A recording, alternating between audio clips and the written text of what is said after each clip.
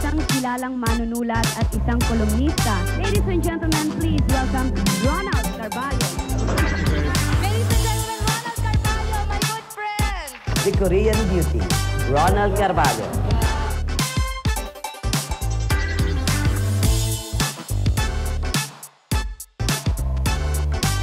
Direct Kwentuhan with Ronald Carballo. Hello everyone! Ronald Carballo here. Ito po ang Direct Kwentuhan. As usual, kasama ko ang aking YBR production team at ang aking very special guest. Narito po kami sa tahanan ng Direct Kwentuhan with Ronald Carballo, ang napakagandang Laccent Hotel dito sa Timog Avenue, Quezon City. Ngayon po, exactly ay narito kami ng aking bisita sa Laccent Suite, ang isa sa pinakamagandang lugar ng Laccent na pinupuntahan ko personally dito sa hotel na ito.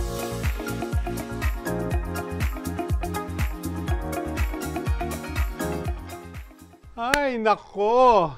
Isa talaga siya sa pinangarap kong maigess at makadirect kwentuhan from day one ng Direct Kwentuhan with Ronald Carballo. Isa sa may pinakamagandang mukha sa showbiz at tinitingala kong mahusay, well-loved and respected actress ng bansang Pilipinas. Ang makilala at makaharap ko siya ng personal for the first time, a real dream come true.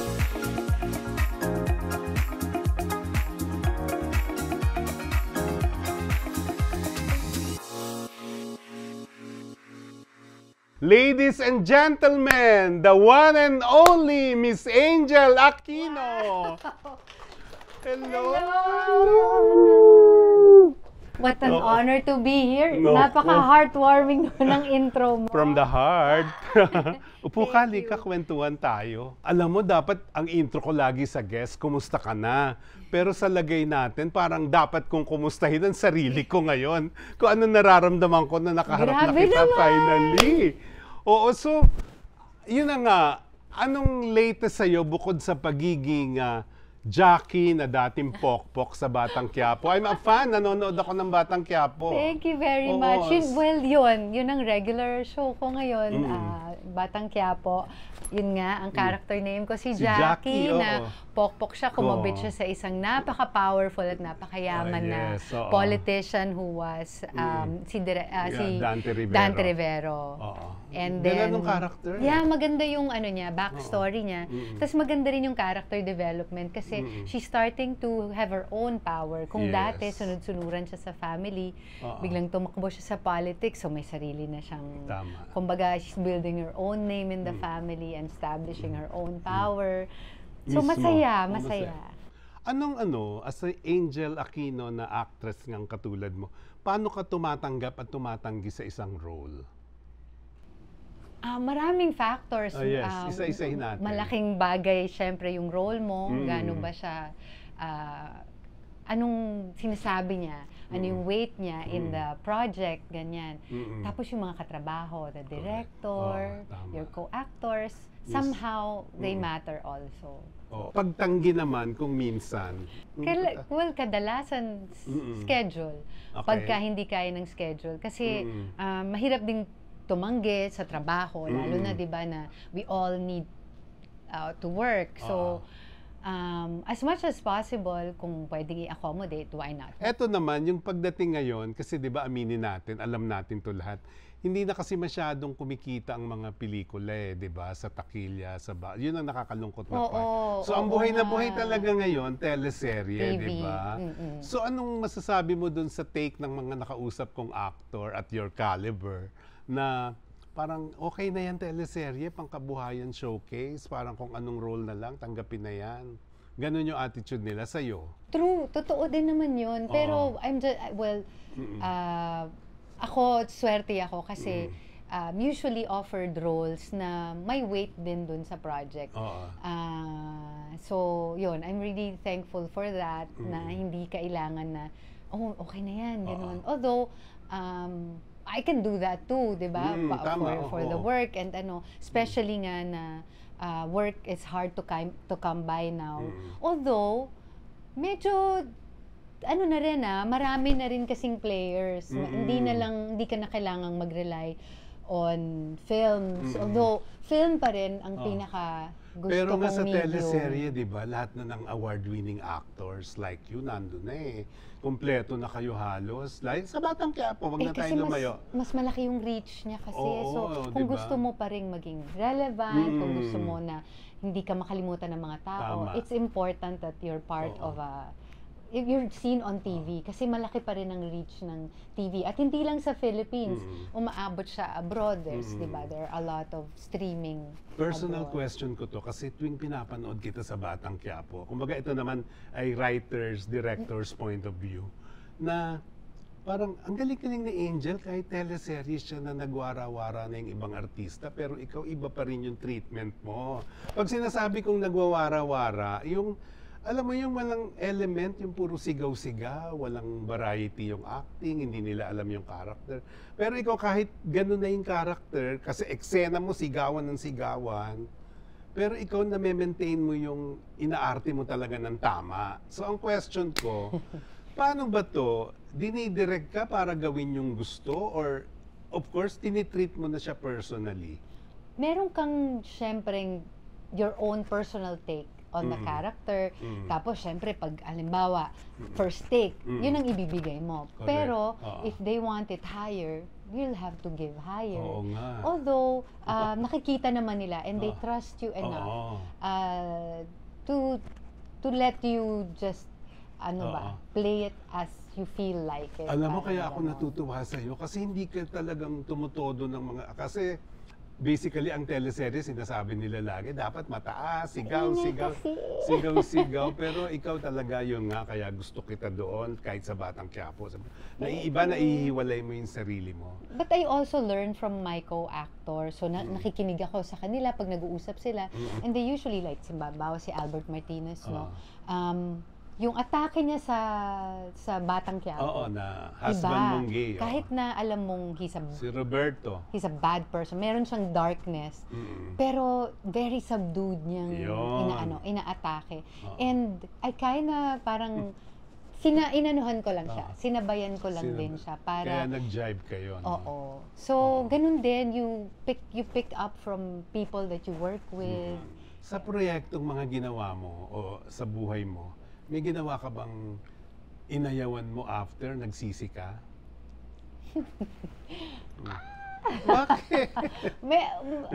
Hindi ka naman talaga masaya sa lahat ng Okay.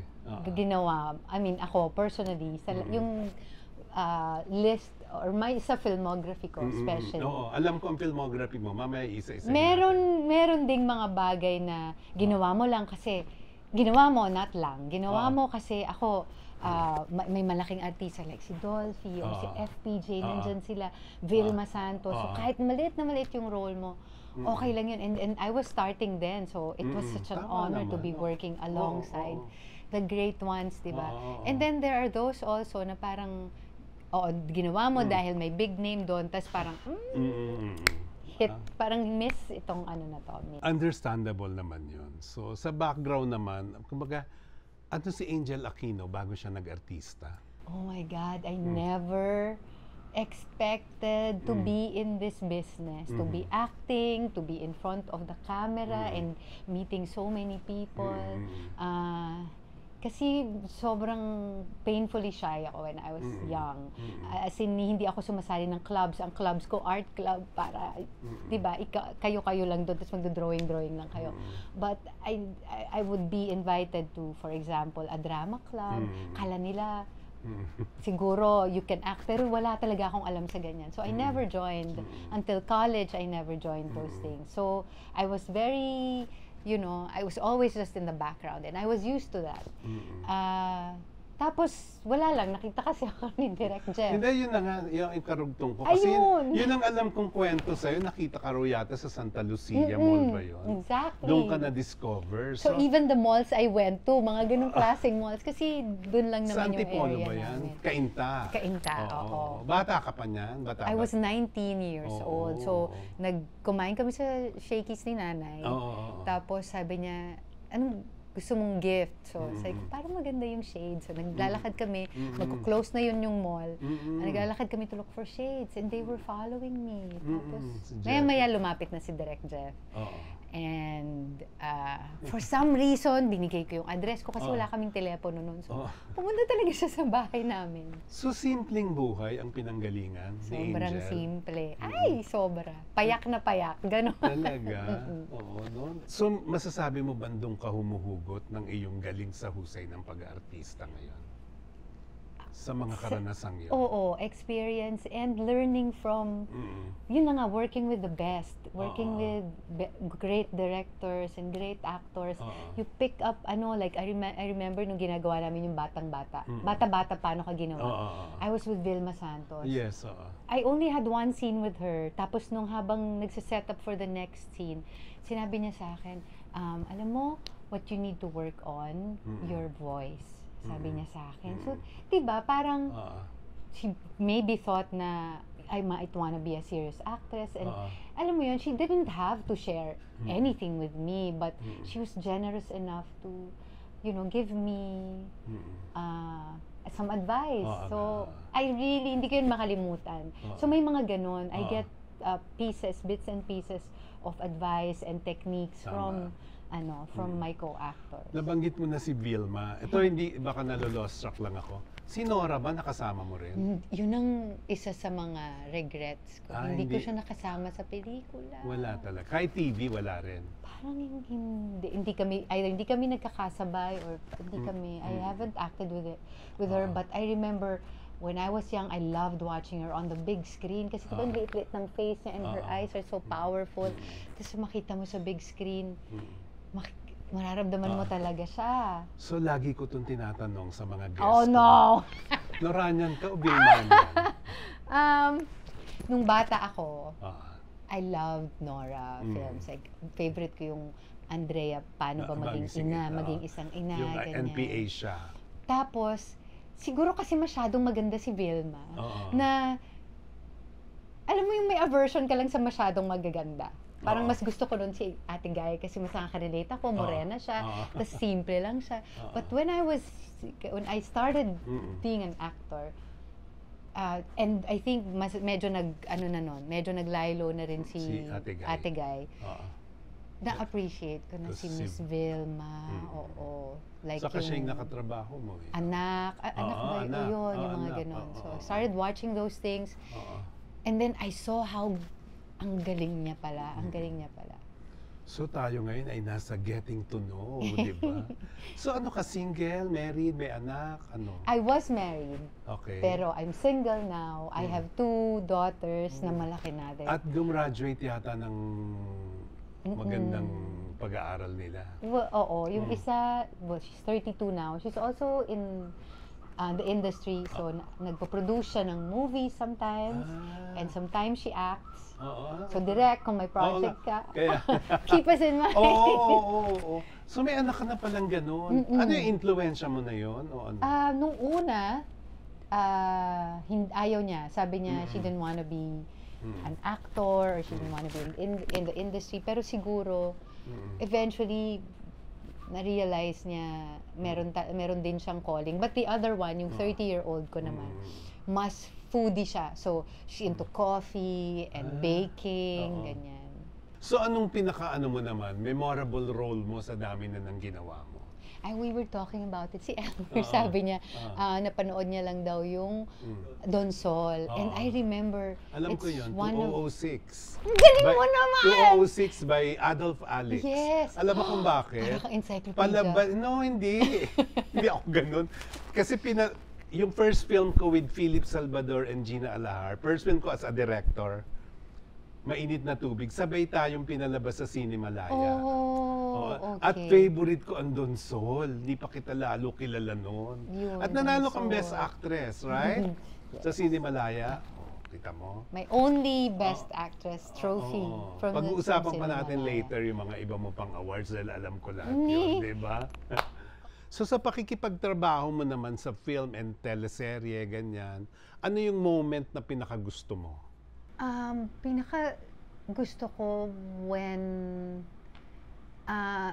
when I don't know what to do with my character. So parang iniisip mo kung paano mo siya titimplahin. Gustong-gusto ko yung part na yun kasi it's a process that you cannot skip. You really have to come face to face with your character and sabi paano mo ba siya atakihin? Ganyan. Actress ang sagot. Favorite ko yun. Yan naman gusto kong sagot, di ba? So ano yung pinakaayaw mo naman? Waiting. Pero, syempre, with it comes, a lot of, a lot of chika with your co-actors. So, that's when you eat with them, and may dala kayo lahat na pagkain, you share it. So, nagkakaroon ng interaction with the co-actors. And then you build relationship with your Ayun ang itatanong ko. Anong klase kang katrabaho? Friendly ka ba sa mga stars? Co-actors? I think so. Okay. Wag lang akong bagong gising. Medyo masama ang timbla ko pag bagong gising. Pero I'm generally friendly and easy to to work with. Nagiging friends mo sila, yung mga ka-artista mo? Parang Kunwari ngayon, sa Batang Quiapo, magkakaibigan ba kayo? Parang naman. Nagbabanding-banding din. Especially during the pandemic na nagla-lock-in kami lahat. As in, naging family ko talaga ang probinsyano cast. Oo, dahil galing ka rin dun sa probinsyano, di ba? Pag hindi magaling ang artista, naiinis ka? Hindi. Paano Kasi galing ginagawa ako mo? dun eh. May point in my life na, and even now, parang may feeling ka na hindi ka magaling. And that's how you keep yourself in place also, diba? Wala, you just be patient. And kasi Hindi, tinuturuan mo, halimbawa. Ay, hindi. Only when I'm asked. Okay. Pag tinanong. Ganda. Then, pero pag hindi, no, you just give them support. Like, di, kaya mo yan, ganyan. Yun. May kinainisan ka na dahil sa unprofessionalism? I'm a very patient person. So, wala. Talaga, mapagbigay ka talaga, no? Ano yung masasabi mo dun sa ngayon, kasi nasa industry tayo, lalo ikaw, taping ka ng taping. May mga young actors, youngsters daw na hindi na nagbibigay galang sa mga senior. Na-experience mo ba yan? Naapektuhan ka ba? No. Well, di ko na lang siguro pinapansin. I don't really care much about those things. Parang live and let live. Siguro they just... Hindi lang, siguro nakalimutan lang nila or maybe they were busy with their phones, gano'n. Mo sila, matututo din sila. Ang galing mo. Kasi at least ikaw hindi mo, bahala kayo, di ba? Parang batiin mo ko't hindi, pakialam ko naman. Yeah. Kasi yung iba siniseryoso. Anyway, ang isang mahusay bang Angel Aquino na artista, na actress, may hinahangaan pa ring actress? I get awestruck pagka may mga ka-eksena ako na ang galing. So, yun, na pa rin ako. And it excites me, parang mas na-excite yung character ko. Tapos also, in the same breath, minsan I end up watching my co-actor. So, and I have to remind myself, umaarte ka. May natatandaan kang ganyan, na hinangaan mo ng ganon sa eksena or something? So many. So, Albert Martinez, now that I work a lot with him, nakikita ko kasi kung paano niya kinokontrol. And even before the scene, yung mga inputs niya, hindi lang siya, bigyan mo ko ng script, and then like a puppet, he will just say everything that's on the script. Pag feeling niya, kailangan i-tweak, anong tawag doon? Binibigyan niya din talaga ng, fini-flesh out niya talaga. Bless ka nga kasi yung mga katrabaho mo talagang kamatch mo sila. Yung attitude ba na kailangan aralin yung role, ganyan, di ba? Kasi hindi lang ako sa co-actors na bumibilib, sa mga directors din. When they know what they want and the way they talk to each actor. And 4 ang direktor ng Batang Quiapo. Na-handle ka nung 4 na yon? Kasi alam ko unit by unit yan eh. So na-handle ka? Oo. Kahit si Coco, bilib na bilib ako kay Coco. Oo, ako din. Kasi nung nakita ko kahit si Coco, ang galing mag-direct, no? Sabi ko, husay naman itong batang malinaw sa kanya yung vision niya. Oo, malinaw siya talaga. And bukod doon, siya din ang nagbibigay ng script. Oo, no? On the spot yung mga script? Oo. On the spot On the talaga. fly kami mag-dialogue. Oo. Kinuwento nga ni Maris Racal, improvisation yun sa kanya. Wow! Yung pasok niya, kinuwento niya. Wala raw yung script. Improvisation. Oo, daw ganun, yun. Ang galing, ganun. nakakabilib. Ano rin yun kasi that means they trust you. Oo. Diba? Oo. I-refresh mo ko, nakatrabaho mo ba sina Sharon Cuneta at si Maricel Soriano sa magkaibang panahon? Si Miss Sharon. Ah. Parang si Miss Maria sa ano lang, it was a sitcom. Sila ni Cesar Montano yata yung magkasama nun sa sitcom. But si Sharon ayan, isa rin na starstruck ako. As in, yun ang nakita kong nanood lang ako sa kanya kasi it was her breakdown. Anong movie yan? No, sa Probinsyano. Ay, okay. Oo, kasi hindi movie. kasama namin siya sa... But alam ko si Aurora siya, di ba? Oo, ang galing mo na. Sabi sa'yo, encyclopedia. Grabe, parang yung mga naaalala nila Hindi, lahat pag ng beauty queen, bumibilib ako sa mga Pag ganun. nanonood kasi ako, sincerely nanonood ako. Kasi nire-review ko rin siya sa Facebook. Okay. Hindi ako nagsasabi ng ekla, uy, napanood kita, pero hindi naman. Kasi nire-review ko. So, minsan, na-offend yung ibang artista pag negative yung review. Pero ako, objective naman ako. Pag magaling ka talaga. Pag hindi, sorry, hindi. Di ba? Buti lang hindi ako nagbabasa. Hindi, positive naman lagi review ko sa iyo eh. Kahit noon pa. Kahit noon pa. Kaya sabi ko nga kay Ricky Gallardo, friend ko yan, manager mo, nakiusap ako talaga, pwede ko bang ma-interview si Angel? So, yan. So, dream come true talaga na nandito ka. Anyway, sa posisyon mo ngayon nga as Angel Aquino na actress, may gusto ka pa ba? May mga dream project ka na ganyan? Dream role? Gusto ko lang mag-work. So kahit ano, cast nyo lang ako. Hindi, but I love kasi, I love playing different people, different characters. That I think that's one of the gifts of of being an actor. That's why they say na it's the best job anyone can have. I mean, we all complain about not being paid enough and the working hours, but at the end of the day, all the perks that go with it, hindi mo siya, it's invaluable talaga. Tama. Napag-usapan na natin si Coco, mahusay na director. Sa film, may favorite director ka sa mga nakatrabaho mo? They all have different styles kasi like I like working with Direk Brillante kasi yun din wala ding script si Direk Brillante. So laging yung parang yung balls mo, sorry, yung ano mo tawag, basta yung sobrang kinakabahan lagi. So I recently worked with him. And napalabas na yan, simple, hindi pa. When She Remembers is the title with Boots Anson Roa and Miss Charo Santos. So anyway, it's such a beautiful material. Beautiful material pero walang script. So yung mga eksena namin, bahala ka na. And I value the trust, but also it puts a lot of pressure. And then there's also Lav Diaz.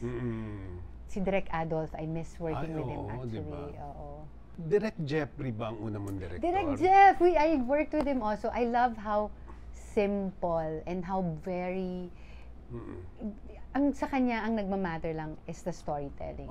He's not very technical, he's not basta para sa kanya, just kailangan spot on lang yung acting mo, and then how he wants to tell the story. So I love him nung also. na-discover ka na, anong unang-una mong pelikula after that? It was Mombaki. Okay, yung Raymart Santiago. That was long ago sa Benguet. Aksidente lang ako. Kinunan sa malayo, no? Viva Films. Yeah, I was so lucky to be part of that film because back then it was a very important film. Alam mo, isa pang bilib ako sa'yo, to be honest, yung kahit anong role talaga kahit kasi hodang out of the box, di ba? Yung mga lesbian role sa Huling Chacha ni Anita, nananalo ka doon siguro mga 3 beses, iba-ibang supporting actress, no? Mga Gawad Tanglaw, Gawad Urian, tapos Star Awards. Wow, yes. Hindi, syempre sinusubaybayan kita, alam ko yun. Yeah. Saka gusto ko yung movie, ang ganda ng role mo doon sa Huling Chacha ni. Yun, sunwerte din ako na ginawa ko yung pelikula yun. So yun na nga, saan ang gagaling yun na kahit lesbian role pwede mong gawin? Kasi yun ang trabaho mo. Oo. my work, my job is, I'm an actor. So, syempre siguro may limitations ka lang. Pero, kailangan i-try mong gawin kahit anong i-offer sa'yo. Hindi naman nila i-offer kung sa tingin nila hindi mo kayang gawin. Like Direk Adolf offered me this role yung sa porno na transsexual ako.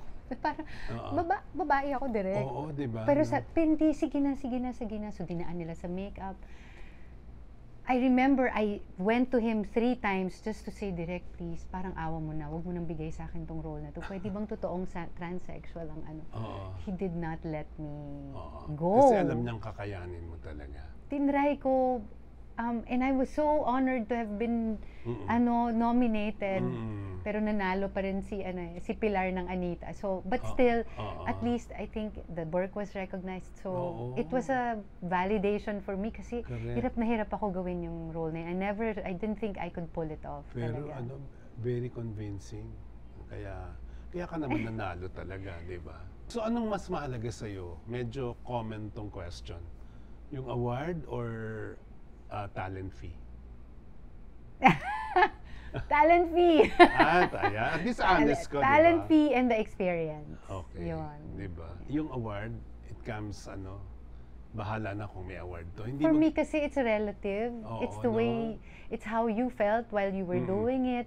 Masaya ka ba sa ginawa mo? And that's what matters more to me, ganun. And I think for me it's yung na-immortalize yung character na ano. Tama. So yun Nabigyang ang buhay mo, no?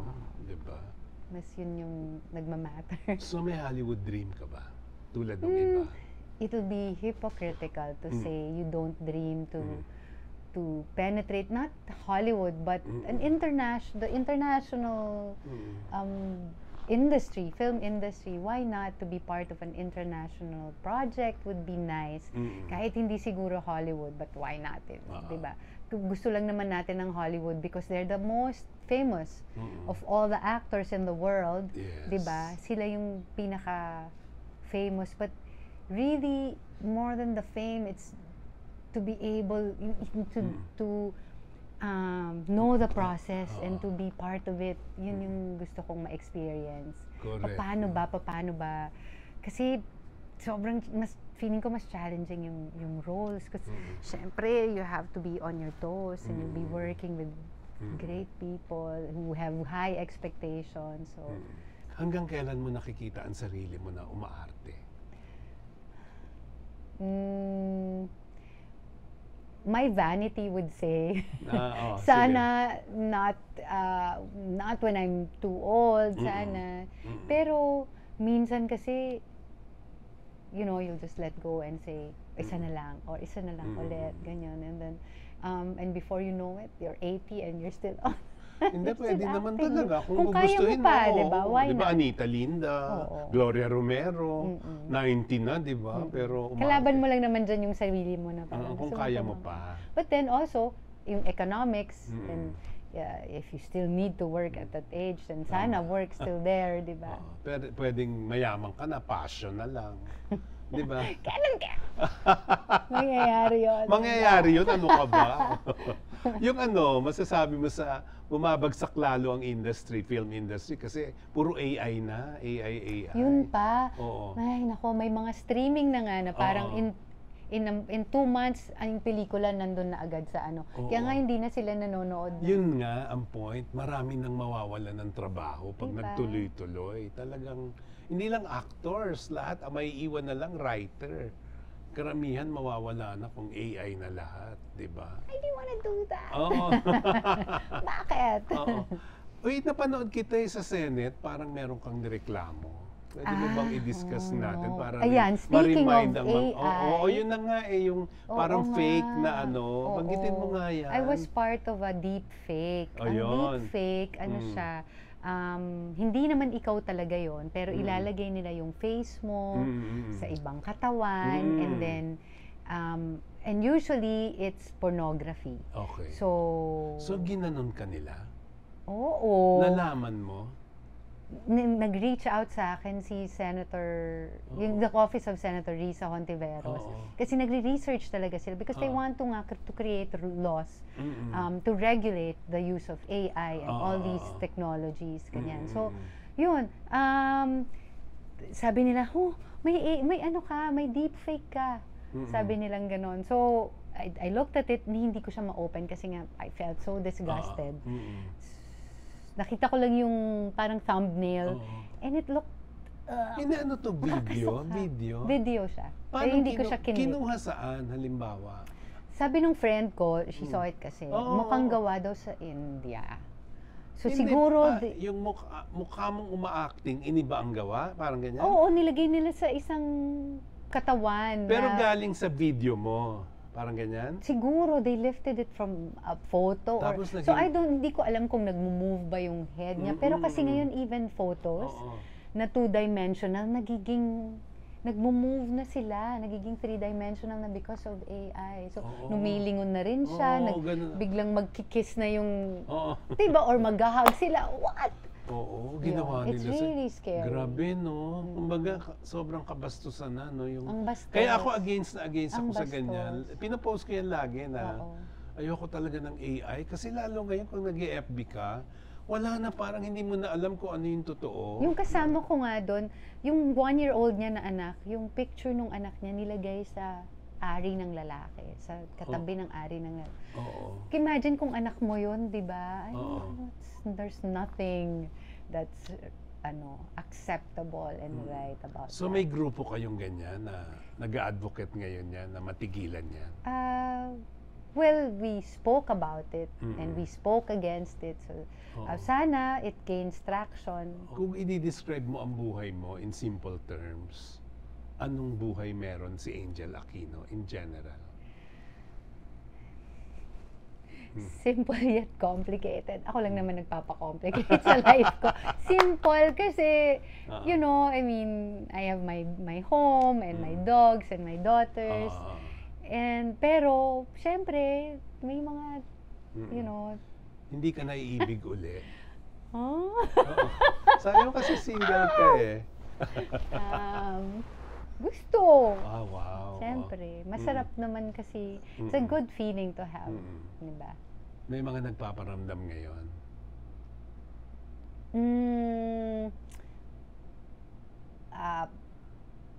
Parang wala naman. Wala. Parang wala.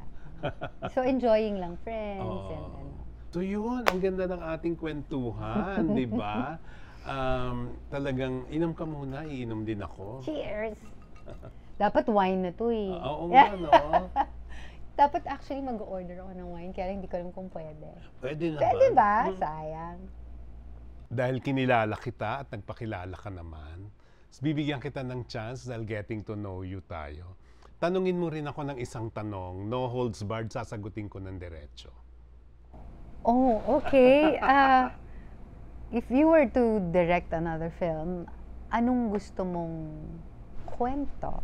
Ay, marami ako niyan. Gusto ko kasi, ang kwentong gusto ko na i-direct, since hindi na rin naman kumikita ang mga pelikula, gawin na natin yung passion film natin na talagang maganda yung character. Actually, meron akong material in mind kita.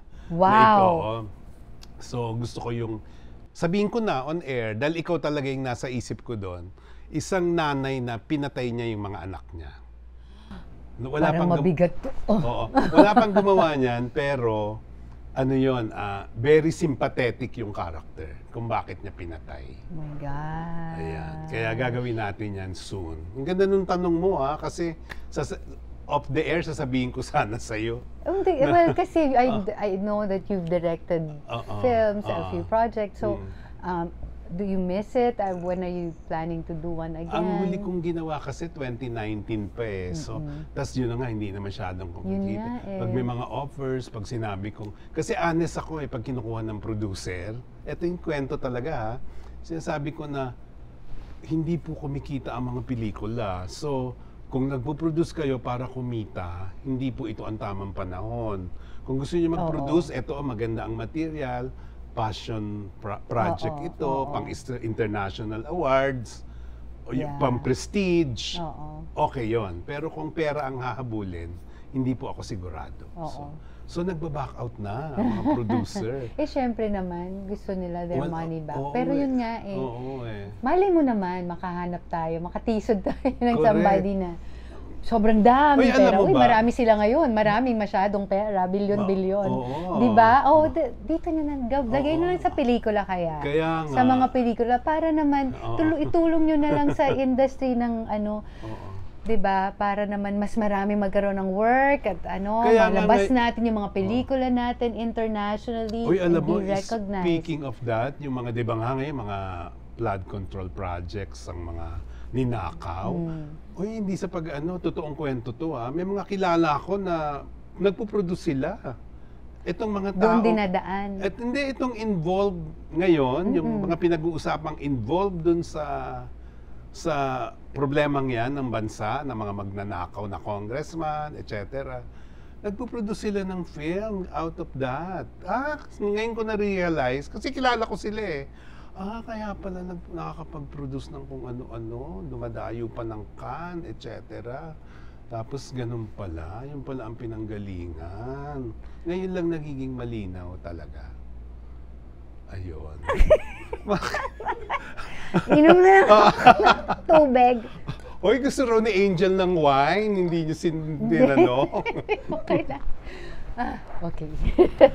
So ayun, maraming salamat sa iyo, grabe. Thank you. Oo, sana nag-enjoy Thank ka rin you. sa ating kwentuhan at usapan, Oo. di ba?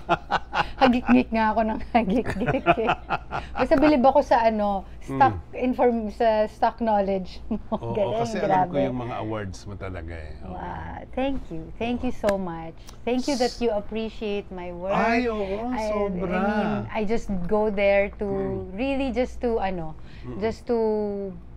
work and to earn a living. But thank you na may mga ganun siyang mga... Kasi ako talaga, ina-appreciate ko ang artista hindi dahil tinitilian ng fans.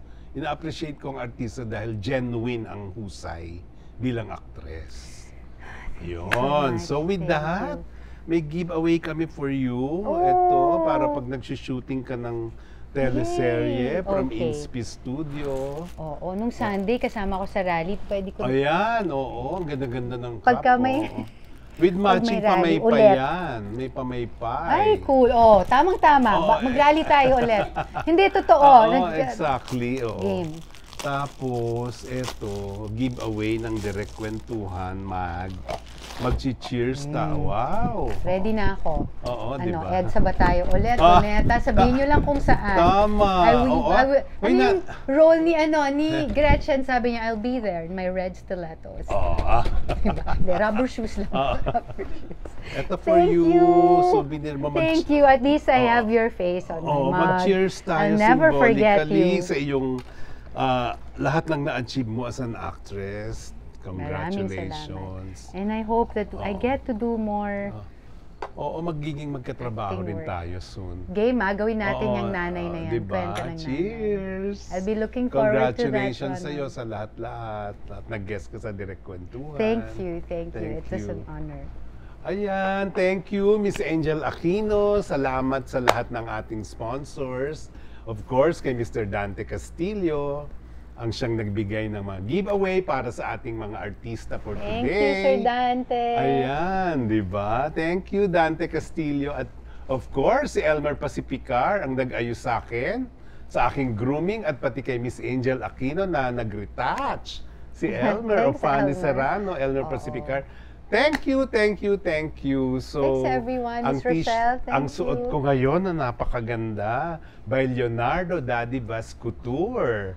Ayan, sa Bautista Street, sa Ganda ng Makati. color. Oo, saka ano siya, simpleng maganda.